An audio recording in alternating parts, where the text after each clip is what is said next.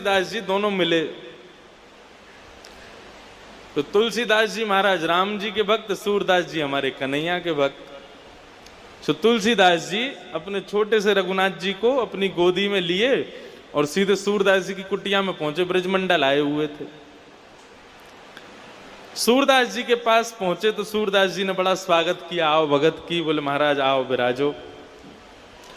तुलसीदास जी बोले आपके पद सुनकर के रोम रोम प्रफुल्लित हो जाता है।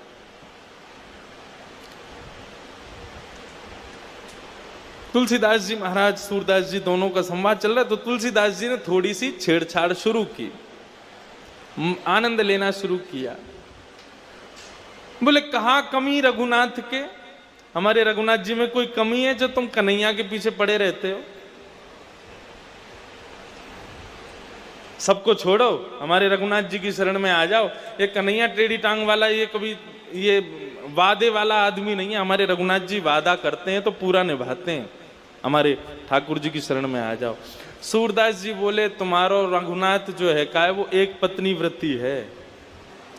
वो एक पत्नी के अलावा दूसरे कोई को भी देखे तो वाकू या तो मैया समझे या बहन समझे। हमारो कन्हैया बहुपत्नी धारी है, ये सबको स्वीकार करे, जो आ जाए वही को अपना ले।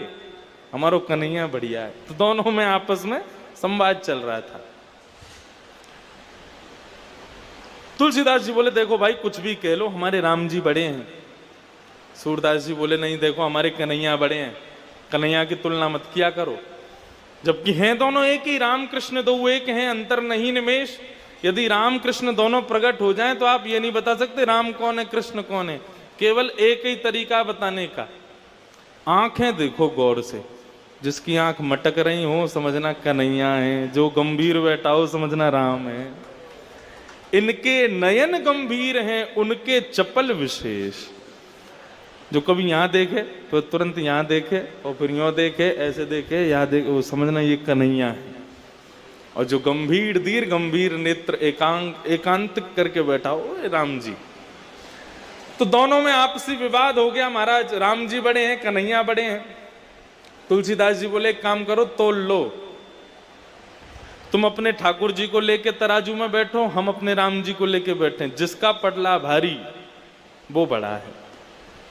तो ठीक है। एक पेड़ पर तराजू लटकाया गया। सूरदास जी अपने गोपाल जी को लेकर के पहुंचे और तुलसीदास जी अपने रघुनाथ जी को लेके पहुंचे। सूरदास जी महाराज जैसे एक पडले में बैठे तो कहकर जय हो मेरे गोपाल जी, लाज रखी हो, लेकर के बैठ गए। दूसरे पडले में